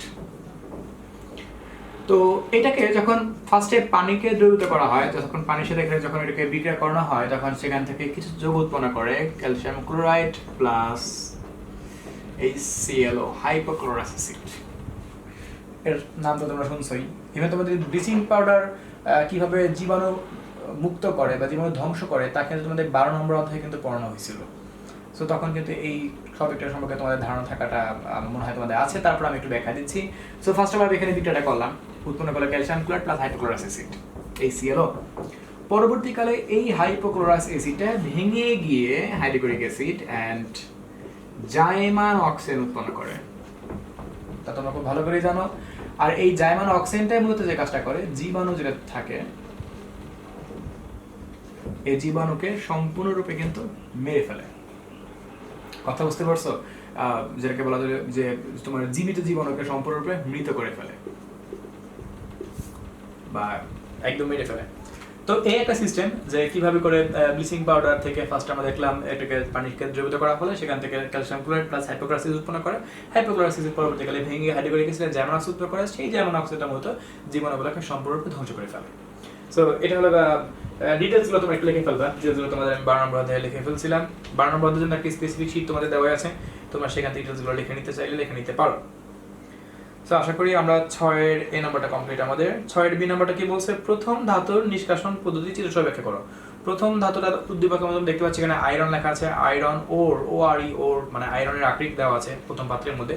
আয়রনের আকরিক, হেমাটাইট, লিমোনাইট, এগুলো থেকে তুমি খুব সহজেই বেতা চুলিতে আয়রন এক্সট্রাকশনটা করতে পারবা, যা কিনা শীটের মধ্যে সম্পূর্ণ পাবা। মূলত আমার এই শীটটা সম্পূর্ণ মানে এই অধ্যায়টা সম্পূর্ণ শীট নির্ভর, এই জন্য এই অধ্যায়টা প্রায় শেষের দিকে পড়াইলাম। এবার আমরা আসবো 7 নাম্বারটাতে, দেখা যাক 7 নাম্বারটাতে এখানে কি আছে। A to B যৌগের প্রস্তুত প্রণালী ব্যাখ্যা করো। A দেখতে পাচ্ছি, আচ্ছা, আর B দেখতে পাচ্ছি। এর প্রস্তুত প্রণালী আমাকে বর্ণনা করতে হবে।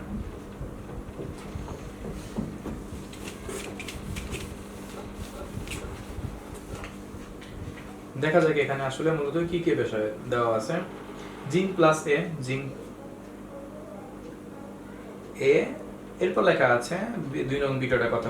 2 নং এর মধ্যে এখানে বি দেখতে পাচ্ছি, C12H26O। অনেকেই মনে করতে পারো ভাই এইটা আবার কোনটা, C12H26O প্লাস বি,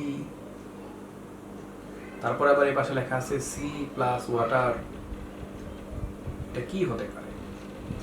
আমি একটু বিষয়টাকে একটু ব্যাখ্যা দিচ্ছি, আসলে তোমাদের কাছে খুব সুন্দর লাগবে বিষয়টা। 7 এ নাম্বারটা, আচ্ছা, জিঙ্ক প্লাস এ, আমি উদ্দীপকটা লিখছি তারপর তোমাদের ব্যাখ্যাটা দিচ্ছি। জিঙ্কে লেখা আছে, আর 2 নং যে বিক্রিয়াটা আছে C12H26O প্লাস বি, এখানে লেখা আছে C প্লাস ওয়াটার।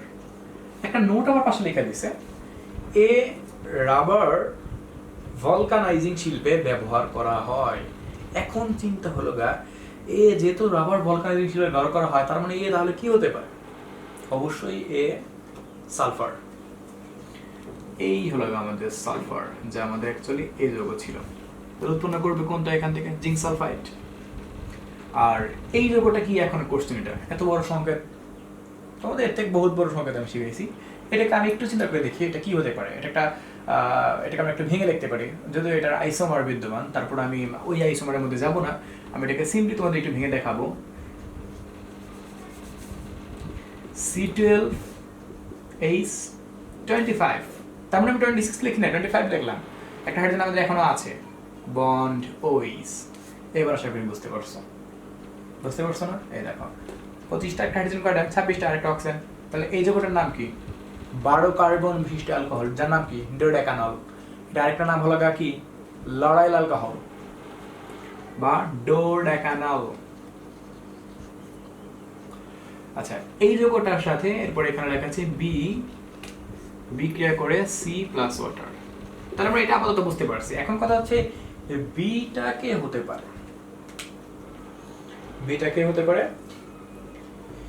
এইখানে বিটা কে হতে পারে সেই সম্পর্কে আইডিয়া আনতে হলে তোমাকে 3 নং বিক্রিয়াটার দিকে ফোকাস করতে হবে। যদিও 3 নং বিক্রিয়াটা আমাদের এ নাম্বারে কাজে লাগবে না, তারপর তোমাকে ভাবতে হবে। আমি একটু তোমাদের ভাবনার জন্য 3 নং বিক্রিয়াটা বোর্ডে লিখছি। এভাবেই তোমাকে আসলে উদ্দীপকটাকে চিন্তা করা শিখতে হবে, না হলে তো হবে না। মাথা খাটানো আস্তে আস্তে শিখতে হবে, একবার তো ডাইরেক্ট মাথা খাটানো যাবে না। দেখো লেখা আছে এখানে ডিটারজেন্ট প্লাস ওয়াটার। আমি এবার আশা করছি তোমরা বিটা কে হতে পারে তার সম্পর্কে অনেক দ্রুত গেস করতে পারবা। যেহেতু এখানে দেখতে পাচ্ছি ডিটারজেন্ট এই সির সাথে বিক্রিয়া করার মতো উৎপন্ন করতেছে, এখন চিন্তা করে দেখো যে ডিটারজেন্ট কে উৎপন্ন করতে পারে। আর ডিটারজেন্ট যে উৎপন্ন হতো তার আগে এই সোডিয়াম হাইড্রোক্সাইডের সাথে কাকে যুক্ত করা লাগতো, তাকে নিয়ে একটু চিন্তা করো, তোমার মাথায় সব চলে আসবে তখন। আমি একটু চিন্তা করে দেখাচ্ছি তোমাকে। অ্যাকচুয়ালি এখানে সি যৌগটা C12H25 বন্ড SO4H। আস্তে আস্তে মনে পড়তেছে এটার নাম কি? এটার নাম হলো লরাইল হাইড্রোজেন সালফাইড বা ডোডেকাইল হাইড্রোজেন সালফাইড। মনে আছে? যখন এর সাথে আমি সোডিয়াম হাইড্রোক্সাইডকে যুক্ত করতাম তখন কি হতো মনে করে দেখো। এই সোডিয়ামটা কি করতো? এইখানে এসে যুক্ত হইতো না, আর সাথে সাথে হাইড্রোজেনটা কি করতো? ওইখানে দেখো বা পানি তৈরি করতো। এই দেখো পানি। আশা করি মনে পড়তেছে তোমাদের এবার। তাহলে এই যৌগটা আমাদের কি ছিল? Lauryl hydrogen sulphate. তাহলে সি যৌগটা লরাইল হাইড্রোজেন সালফেট। একটু তাহলে এটাকে আমি এখানে একটু লিখি তোমাদের জন্য। C12H25 bond SO4H। আচ্ছা, এর সাথে কি আছে? এই পাশে ওয়াটার, H2O, ওয়াটার। এখন তুমি জানো যে পানিকে ভাঙলে আবার তুমি দুই রকমের আয়ন পাওয়া যাবে, H+ and OH-। কারেক্ট? তাহলে এইখান থেকে এই পাশে উৎপন্ন করার জন্য কি করতে হবে?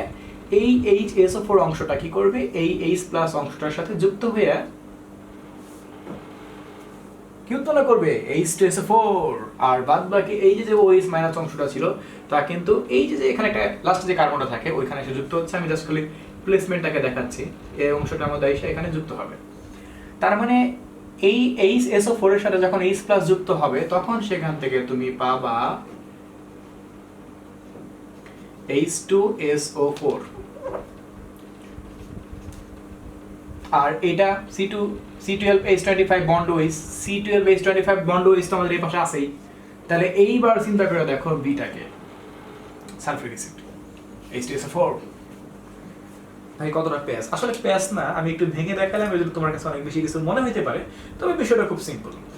অর্থাৎ সম্পূর্ণরূপে তুমি যখন উদ্দীপকটাকে নিয়ে যখন ফুলি কনসেন্ট্রেশন দিবা, উদ্দীপকের প্রত্যেকটা রিঅ্যাকশনের দিকে তুমি যখন ফোকাস করবে তখন তোমার মাথায় খুব সহজে আইডিয়াগুলো আসবে। এখানে এ বলতে কি বোঝায়, বি বলতে কি বোঝায়, সি কে, না হলে কিন্তু আসবে না। আমি 3 নম্বর বিক্রিয়া এখানে চিন্তা করছি বিধায় আমি কিন্তু সিটাকে আইডেন্টিফাই করতে পারছি, এবং সিটাকে যখন আইডেন্টিফাই করতে পারছো তখন কিন্তু খুব সহজে আমি সির সাথে ওয়াটার অ্যাড করার মাধ্যমে আমি বিটাকে সহজেই বুঝতে পারলাম। না হলে কিন্তু কখনোই তুমি এই ক্ষমতা রাখো না যে এইটার সাথে এখানে বি যৌগটা সালফিউরিক অ্যাসিড হবে, তোমার মাথায় আসবেই না। কিন্তু স্বাভাবিক ব্যাপার, এটা একটু চিন্তা করা শিখতে হবে এভাবে করেই। আশা করি তোমরা মোটামুটি ব্যাপারটাকে বুঝতে পারছো যে কিভাবে করে বিটাকে আমরা বুঝতে পারছি। আচ্ছা, আমাদের মূলত এ এবং বিটাকে বোঝা দরকার ছিল, বুঝে গেছি। আমরা কিন্তু এখনো গ নাম্বার শুরুই করিনি, খালি খুঁজে বের করলাম এ কে বি কে গেল। তার মানে এ হলো সালফার, বি হলো সালফিউরিক অ্যাসিড। তবে তোমরা জানোই যে সালফার থেকে কিভাবে সালফিউরিক অ্যাসিড প্রস্তুত করা যায়। তোমরা ওই স্পর্শ পদ্ধতিতে সালফিউরিক অ্যাসিড প্রক্রিয়ার সম্পূর্ণ প্রসেসটা লিখে ফেলবে একদম, সালফার থেকে শুরু করে। ফার্স্টে যে দেখাইতেছি প্রত্যেক ছিল অক্সিজেন সাথে বিক্রিয়া করে সালফার ডাইঅক্সাইড, তার সাথে আবার অক্সিজেন বিক্রিয়া করে সালফার ডাইঅক্সাইড, তারপরে ওয়াটার যুক্ত করে দেবে সালফিউরিক অ্যাসিড, অথবা তুমি যদি ওলিয়াম উৎপন্ন করে নিয়ে তারপর যদি সেখান থেকে সালফিউরিক অ্যাসিড উৎপন্ন করে তাহলে খুব ভালো হয়। আরো আশা করি কন্ট্যাক্ট প্রসেসে সালফিউরিক অ্যাসিড প্রস্তুতটা সম্পূর্ণরূপে তোমরা এই 7 এ নাম্বারে করতে পারবে। এটা আমাদের এখানে কমপ্লিট হইল। এইবার আমাদের এখানে কি বলছে, বি নাম্বারে বি অ্যাসিড জারক ও নিরোধক উভয় হিসাবে কাজ করে, এটা প্রমাণ করা সম্ভব কিনা। অসম্ভব বলে তো আমার কাছে মনে হয় না, দেখা যাক। সেখানে প্রথমে বলছে বি অ্যাসিড জারক ও নিরোধক উভয় হিসাবে কাজ করতে পারে, এটা প্রমাণ করা সম্ভব কিনা। প্রথমে বি একটা অ্যাসিড, সেটা প্রমাণ করব, তারপরে এটা একটা এর জারণ ধর্ম রয়েছে, অর্থাৎ এটা এই প্রসেসটা প্রমাণ করব। এটা জারক হবে না, জারণ কথাটা হবে। কোশ্চেনটা তুমি একটু ঠিক করে নাও। প্রথমে আমরা প্রমাণ করব এটা অ্যাসিড, তারপর আমরা প্রমাণ করব এর জারণ ধর্ম রয়েছে, তারপর আমরা ব্যাখ্যা দেব যে এটা একটা নিরোধক। তাহলে আমাদের এই কোশ্চেনটা কমপ্লিট ভাবে হয়ে যাবে। সো তুমি তো বুঝতেই পারছো বি নাম্বার যেটা আমাদের আছে 7 বি নাম্বার কোশ্চেনটা। এখানে বি যে যৌগটা ছিল, বি যৌগটা আমাদের H2SO4 সালফিউরিক অ্যাসিড ছিল। প্রথমে একটা অ্যাসিড, তার কি প্রমাণ তুমি দিবা। তুমি একটা যে কোনো তোমার ইচ্ছা মতো তুমি একটা ক্ষারের সাথে তুমি একটা বিক্রিয়া দেখাবা, হতে পারে সেটা সোডিয়াম হাইড্রোক্সাইড। তাহলে সেখান থেকে উৎপন্ন করে তোমরা খুব ভালো করে জানো সল্ট পাওয়া যাবে, sodium sulphide plus water. So তোমরা এখানে দেখতে পাচ্ছ যে অ্যাসিড এবং ক্ষার বিক্রিয়া করছে, সেখান থেকে সল্ট অ্যান্ড ওয়াটার পাচ্ছি। তার মানে এটা একটা নিউট্রালাইজেশন রিঅ্যাকশন, কারণ তা না হলে তো কখনোই সল্ট এবং ওয়াটারটা আমি পেতাম না যদি অ্যাসিড ক্ষার বিক্রিয়াটা না করতো। তার মানে এটা একটা অ্যাসিড, এটা এর তুমি এর অ্যাসিড ধর্ম হিসেবে ব্যাখ্যা দিতে পারো। তাছাড়া তুমি এটা খুব প্রমাণ করতে পারো যে এই যে যৌগটা আছে আর্হেনিয়াসের মতবাদ অনুসারে যদি এটাকে আয়নিত করা যায়, আয়োনাইজেশন,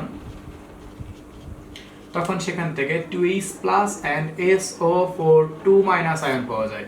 এই অনুসারে তুমি কিন্তু এটাকে অ্যাসিড বলতে পারো। সো এই ব্যাপারটা তোমরা করতে পারো। এক কথায় তুমি অ্যাসিড যে কোনো ধরনের মাধ্যমে মনে করতে পারো। আমার মতে যে এই খাতটাই তোমাকে ব্যবহার করতে হবে তা না, বহুত কিছু আছে, যে কোনো একটা বেস ইউজ করলেই হবে। আচ্ছা, প্রথমে আমরা অ্যাসিড ধর্ম প্রমাণ করলাম, এরপর আমাকে ব্যাখ্যা করতে হবে যে এটা একটা জারণ ধর্ম রয়েছে। জারণ ধর্ম ব্যাপারটা তুমি খুব সহজভাবে ব্যাপারটা জানো। যদি এর সাথে কপারের বিক্রিয়াটা করাও H2SO4, তাহলে কি উৎপন্ন করবে?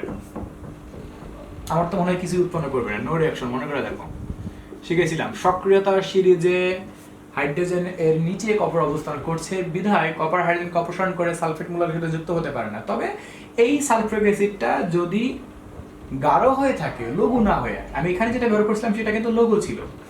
যদি এই সালফিউরিক অ্যাসিডটা গাঢ় হয়ে থাকে তাহলে কি হবে? তাহলে কিন্তু এখানে কিন্তু বিক্রিয়া হবে, কারণ এর জারণ ধর্ম রয়েছে।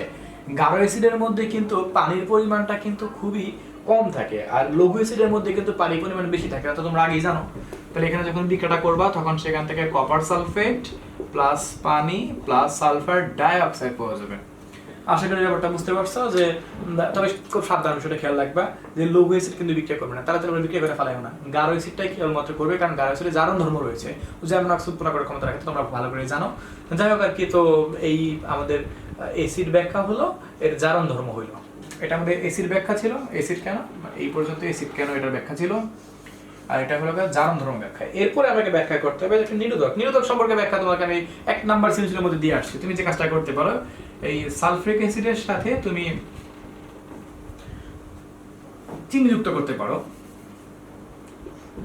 C12H22O11 সুক্রোজ, এর সাথে সালফিউরিক অ্যাসিড যুক্ত করবা, এটা হলো নিরোধক ধর্ম, ঠিক আছে? তাহলে সেখান থেকে উৎপন্ন করতে পারবে 12 carbon plus sulphuric acid dot 11 অণু পানি। অথবা তুমি চাইলে ওই অ্যালকোহলের যে বিক্রিয়াটা আছে সেই বিক্রিয়াটা দেখা দিতে পারো, যেটা তোমার খুশি। CH3 CH2 বন্ড OH, এর সাথে সালফিউরিক অ্যাসিডকে যুক্ত করবে H2SO4 170 ডিগ্রি তাপমাত্রা, পানি অপসারণ করলে পানি উৎপন্ন হবে, থাকবে আমাদের ইথিন থাকবে প্লাস ওয়াটার। যে কোনো একটা ব্যাখ্যা এখানে দিতে পারো। সো আশা করি ব্যাপারটাকে বুঝতে পারছো যে ওর অ্যাসিড ধর্ম, তারপরে ওর জারণ ধর্ম, তারপরে ওর নিরোধন ধর্ম।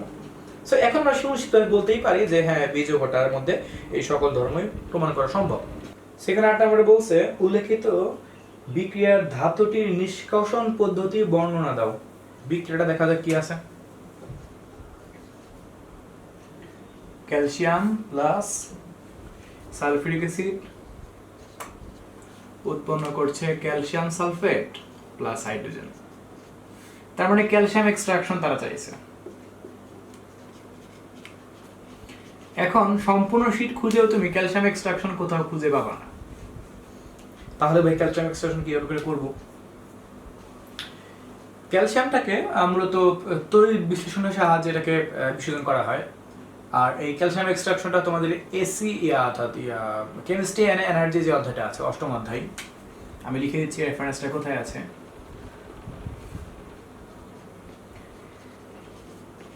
কেমিস্ট্রি অ্যান্ড এনার্জি এই অধ্যায়ের 2 নাম্বার কোশ্চেনের বি নাম্বার কোশ্চেনটা ফুল। তোমরা যেটা দেখতে পারবা যে কেমিস্ট্রি অ্যান্ড এনার্জি এর সৃজনশীলের 2 নম্বরের বি নাম্বার কোশ্চেনটার অ্যানসারটা আমাদের এই 8 এর এ নাম্বার কোশ্চেনের অ্যানসার বোথ অফ সেম। অর্থাৎ সেখানে আমি ক্যালসিয়াম ক্লোরাইড থেকে, সেখানে তুমি দেখবা যে ক্যালসিয়াম ক্লোরাইড থেকে আমি ক্যালসিয়ামটাকে কিন্তু তড়িৎ বিশ্লেষণ প্রক্রিয়াতে আলাদা করছিলাম। সো ওই ব্যাপারটাই তোমাকে আসলে এটাই ওই ফুল প্রসিডিউর তোমাকে করে দিতে হবে। অ্যানোডিক ক্যাথোডিক বিক্রিয়া কিংবা ওই চিত্রটা আঁকে তোমাকে সবকিছু করতে হবে ক্যালসিয়াম নিষ্কাশন সম্পর্কে। আশা করি 8 এর এ নাম্বারে কারোর কোনো সমস্যা নাই। ওকে, এইবার কথা হচ্ছে 8 এর বি নাম্বারটা। এইটার মধ্যে কাহিনী আছে কিছু, এটাতে একটু সময় লাগবে, আর এটা করলে আমাদের এই অধ্যায়টা শেষ।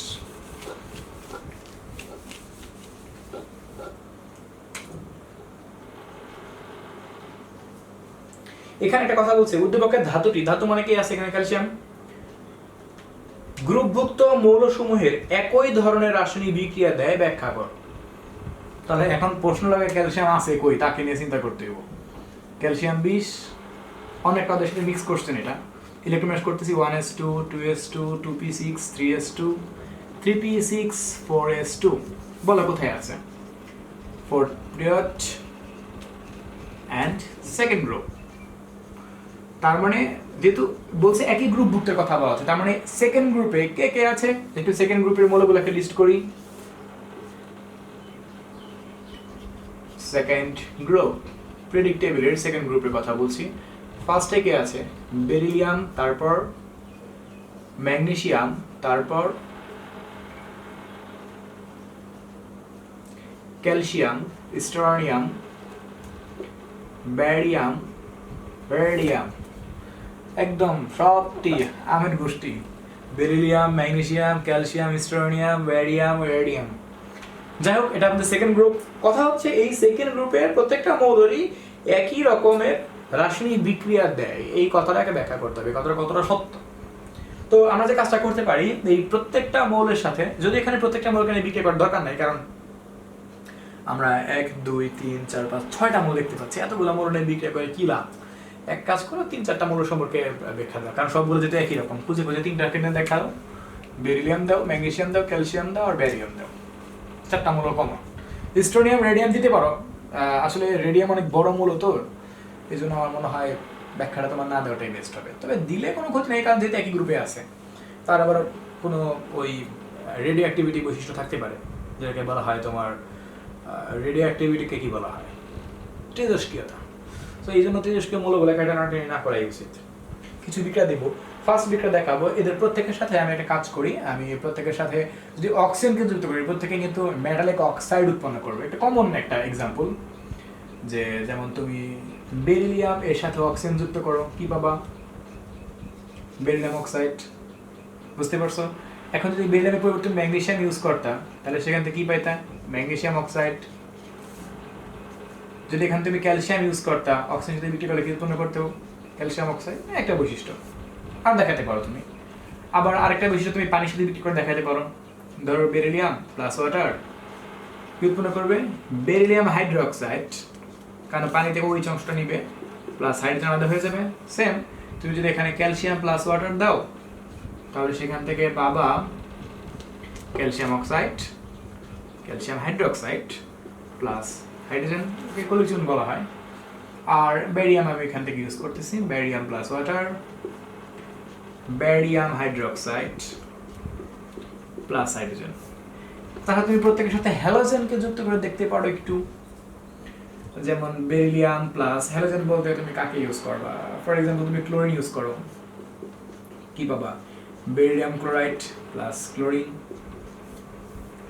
বা সরাসরি বেরিলিয়াম ক্লোরাইডটাই দিয়ে দাও, আর ক্লোরিন এখানে টানার দরকার নেই, এটা কোনো হবে না, দিয়ে লাভ নেই। তুমি যদি এখানে ম্যাগনেসিয়ামের সাথে ক্লোরিনটাকে ইউজ করো, আদার্স হ্যালোজেন ইউজ করতে পারো, ম্যাগনেসিয়াম ক্লোরাইড। তারপর তুমি যদি এখানে আর কি আছে, ধরো তুমি ক্যালসিয়াম ইউজ করো, এর সাথে ক্লোরিন বিক্রিয়া করো, সেখান থেকে কি পাবা? Calcium chloride. তাছাড়া তুমি যদি এদের সাথে অ্যাসিডের বিক্রিয়া করাও বা ক্ষারের বিক্রিয়া করাও, সবগুলো বিক্রিয়া সিস্টেম একই রকম হবে। আমি কয়েকটা করে দেখি। বেরিলিয়াম প্লাস একটা অ্যাসিড, ধরো তুমি এখান থেকে হাইড্রোব্রোমিক অ্যাসিড, আচ্ছা ব্রোমিন না দিয়ে ক্লোরিনটাকে নেই, ব্রোমিনের উপর ভাবভঙ্গি বেশি। Beryllium chloride plus hydrogen, product same পাওয়া যাবে অলওয়েজ। ম্যাগনেসিয়ামের সাথে হাইড্রোক্লোরিক অ্যাসিড নাও, ম্যাগনেসিয়াম ক্লোরাইড প্লাস হাইড্রোজেন। তারপরে ব্যারিয়ামের সাথে হাইড্রোক্লোরিক অ্যাসিড নাও, সেম বাবা, ব্যারিয়াম ক্লোরাইড প্লাস হাইড্রোজেন। কোশ্চেনটা যেটা করছিল যে গ্রুপভুক্ত মৌলসমূহ একই ধরনের বিক্রিয়া করে, আসলেই ঠিক তাই, একই ধরনের বিক্রিয়া করে। যেমন অক্সিজেনের সাথে প্রত্যেকেই অক্সাইড গঠন করে, পানির সাথে প্রত্যেকেই বিক্রিয়া করার মাধ্যমে মেটালিক অক্সাইড প্লাস হাইড্রোজেন উৎপন্ন করে, হ্যালোজেনের সাথে প্রত্যেকে বিক্রিয়া করার মাধ্যমে মেটালিক হ্যালাইড উৎপন্ন করে, মেটালের সাথে প্রত্যেকটা অ্যাসিড মানে অ্যাসিড বিক্রিয়া করার মাধ্যমে মেটালিক হ্যালাইড মানে অ্যাসিডের মধ্যে যে হ্যালোজেন গ্রুপটা থাকে, বা এখানে হ্যালোজেন না থেকে অন্য কিছু থাকতে পারে, সালফেট থাকতে পারে, নাইট্রেট থাকতে পারে, সবগুলো একই রকম টাইপের। যেমন নাইট্রেট থাকে, ধরো নাইট্রিক অ্যাসিড, তাহলে এখানে উৎপন্ন করবে beryllium nitrate, magnesium nitrate, calcium nitrate, সব সেম একদম। এই জন্যই এবার তুমি এখানে ব্যাখ্যা দিতে পারবে, যেহেতু আমি এত বিক্রিয়া করতে হবে না, আমি অনেক বেশি করে ফেলছি, 1 2 3 4 4 প্যারা বিক্রিয়া করছি। তুমি লিখে নেবে উপরে যে বেরিলিয়াম, অর্থাৎ তুমি লিখে নেবে যে 2 নম্বর গ্রুপের সাথে ধাতুর অক্সিজেনের বিক্রিয়া, তারপর লিখে নেবে এখানে 2 নম্বর গ্রুপের সাথে পানির বিক্রিয়া, তারপর এখানে লিখে নেবে 2 নম্বর গ্রুপের সাথে হ্যালোজেন ক্লোরিনের বিক্রিয়া, এখানে 2 নম্বর গ্রুপের সাথে অ্যাসিড হাইড্রোক্লোরিক অ্যাসিডের বিক্রিয়া। এরকম করে এই ব্যাপারটাকে লিখে তারপরে 3টা করে কমপক্ষে বিক্রিয়া করে লিখে দিতে পারলেই তোমার জন্য একদম কমপ্লিট। সো আমাদের 8 নম্বর কোশ্চেনটা কমপ্লিট। এবার আমি এই 8টা সম্পর্কে একটা ওভারভিউ করব। আমি তোমাদের প্রথমেই বলছি যে এই অধ্যায় থেকে তুমি ফুল সৃজনশীল হয়তো পাবা না, অন্যদের সাথে তুমি মিক্স পাবা। যেমন তুমি কিছু কিছু সৃজনশীল দেখতে পাচ্ছ যে এখানে 11 অধ্যায় কিন্তু এখানে চলে আসছে, কিছু সৃজনশীল তুমি দেখলা যে 12 নম্বর অধ্যায়ের সাথে মিক্স আছে, কিছু সৃজনশীল তুমি দেখলা যে কেমিক্যাল বন্ডের সাথে মিক্স আছে, কিছু সৃজনশীল তুমি দেখলা যে এখানে অ্যাসিড এবং বেস এই অধ্যায়টার সাথে কিন্তু কিছু কিছু সৃজনশীল এখানে কানেক্টেড আছে। এই তো ওভারঅল সবকিছু একসাথেই আছে। আবার কিছু কিছু সৃজনশীল তুমি দেখতে পাচ্ছ এখানে, যেমন তোমার এই যে পর্যায় সারণীর সাথেও লিঙ্ক আপ আছে। সো এই 8টা সৃজনশীল যদি একটু করে রাখতে পারো তাহলে হবে। মোট কথা এই 8টা সৃজনশীল করো, কিংবা আমি একদম প্রথমে যে আমি এখানে 9টা প্রিপারেশন লেখা রাখছিলাম, জিঙ্ক ছিল, তারপরে তোমার সোডিয়াম ছিল ডাউ পদ্ধতিতে যেটা, এরপরে ছিল তোমার অ্যালুমিনিয়াম নিষ্কাশন, এই যে বিভিন্ন নিষ্কাশনগুলো লেখা রাখছিলাম, এই নিষ্কাশনগুলো যদি একটু ভালো করে পড়তে পারো তাহলে আমার মনে হয় 8টা সৃজনশীল তুমি এমনিই পারবা। মূল কাহিনীকে তো এক্সট্রাকশনগুলোর মধ্যে, এক্সট্রাকশনগুলো সবগুলো শীটের মধ্যে আছে বিধায় আমি এগুলো লিখছি না, কারণ এগুলো একটু ডিটেলস টাইপের তো, আর চিত্র এগুলো ব্যাখ্যা করতে অনেক সময় লেগে যাবে। এই জন্য আমি এই 9টার এক্সট্রাকশন এর মধ্যে প্রায় একটা সম্পর্কে আলোচনা করলাম, শুধুমাত্র কন্ট্যাক্ট প্রসেস অ্যালকোলিস্টের সম্পর্কে। এছাড়া সবগুলোই আমি তোমাদের রেফারেন্স হিসেবে হিটের নাম্বারটা বলে দিয়েছি, সেখানে তোমরা একটু কালেক্ট করে পড়তে পারলেই তোমাদের হয়ে যাবে। তারপরে কোনো সমস্যা হলে আমি যোগাযোগ করবা, আমি হেল্প করার চেষ্টা করবো। সো এরপরে আমাদের কেমিস্ট্রি আর একটা মাত্র অধ্যায় বাকি আছে, সেই অধ্যায়টা হলো স্ট্রাকচার অফ অ্যাটম, পরমাণুর গঠন। এই অর্থাৎ থার্ড যে অধ্যায়টা আছে, আমরা আজকে 10 নম্বর অধ্যায় কমপ্লিট করলাম, থার্ড যে অধ্যায়টা আছে সেই অধ্যায়টা মনে হয় 6-7টা সৃজনশীল দেওয়া আছে, সেটা কমপ্লিট করলে আমাদের কেমিস্ট্রি শিট কমপ্লিট। এরপরে কিন্তু আমরা হয়তো বা হায়ার ম্যাথের মধ্যে আসবো। সো আমাদের আজকে এই পর্যন্ত কমপ্লিট। Okay, by.